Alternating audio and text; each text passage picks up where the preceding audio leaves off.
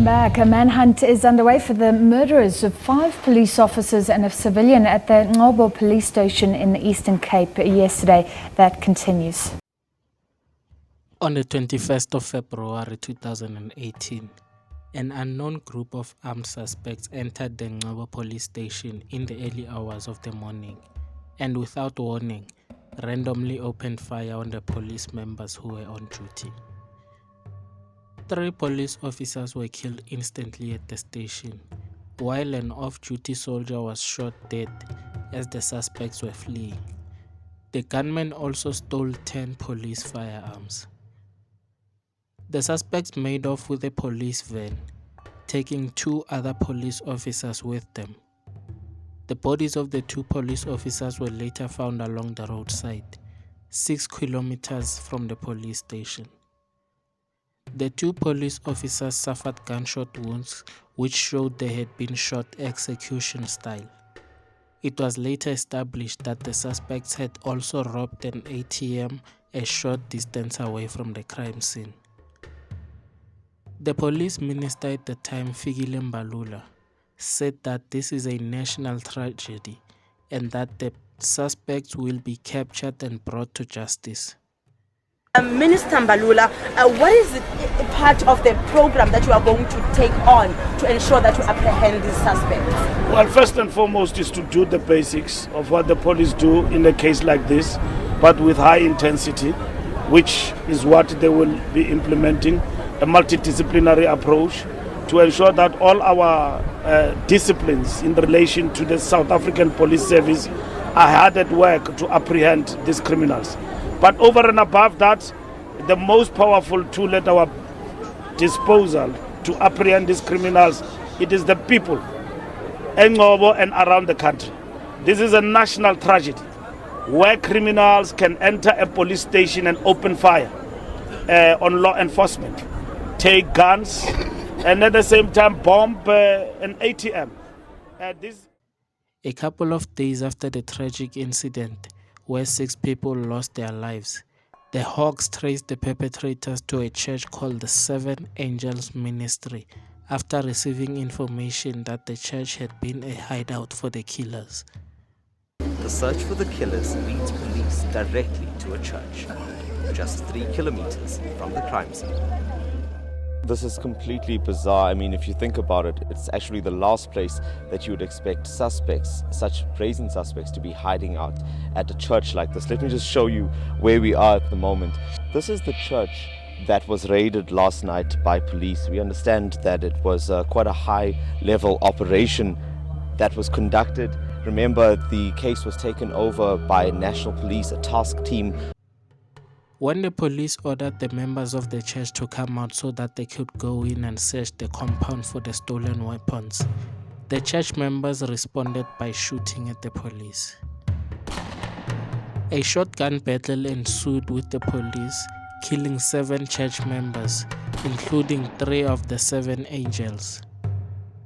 The police also arrested 10 suspects and rescued a number of women, including young girls.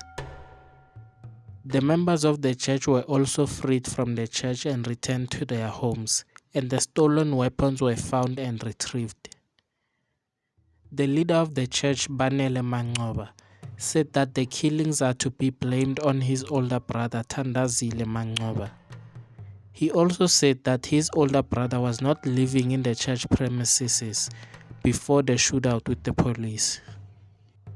I was not aware if he brought guns or what. I was excited because he came for greetings and stuff. That was my understanding. I didn't know that there were guns here. I think he did this on purpose because if you kill someone, how can you keep the weapons when you know they are looking for them? I think he knew what he was doing. The sad thing is he left the problem to me and now I must clean up the mess, Banele Mancoba said. I think, in fact, I'm not thinking Thandazile is one of my eldest brother who was causing the trouble here. I think that was 2016 at the end. We said he must no longer stay here because he was misleading people. So I didn't know if he goes far to have the guns and kill the police. So We didn't know. Even my other two brothers, as I understand, they die for nothing. More special Kolisa, yes. So I don't think they were involved in his scam. But he was no longer living here. He came once, and we were so excited seeing him this year. But honestly speaking, I didn't know he was like this. The 6 suspects from the cult church appeared in court on the 14th of June at the Mancoba Magistrates Court. However, the trial was postponed to the 27th of July. The church was accused of harboring murders, stealing police property, theft, murder, rape, sexual assault, refusing to let children attend school, and brainwashing congregants. The South African CRL Rights Commission's Togom Kwanazi Xaluva says that, contrary to Parliament's sentiments on regulating the religious sector, there's nothing in the law that stops people from starting churches that abuse people's rights. And there's nothing in the current legislation that allows anybody to stop what was happening there. She said that there must be a legal framework that governs self-regulation, and self-regulation will go together with a code of conduct. She also revealed that the CRL Commission visited the Angel Ministry Church 2 years prior, and they knew that the church's money was going to run dry, and they reported the church to Parliament. However, their concerns were not taken seriously.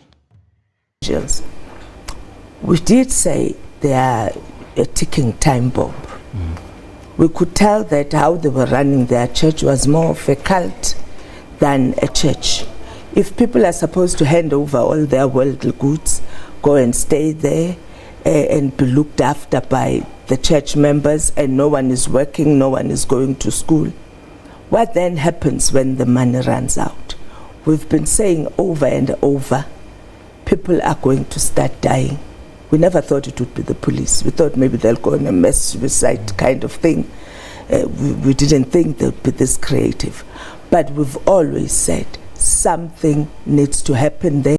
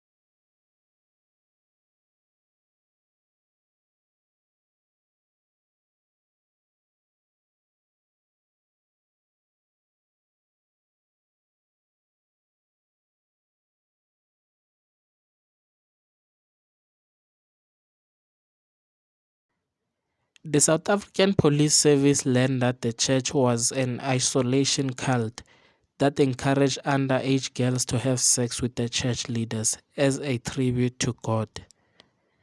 The church was established in 1986 by Siphiwe Mancoba in Mzimkhulu in KwaZulu-Natal.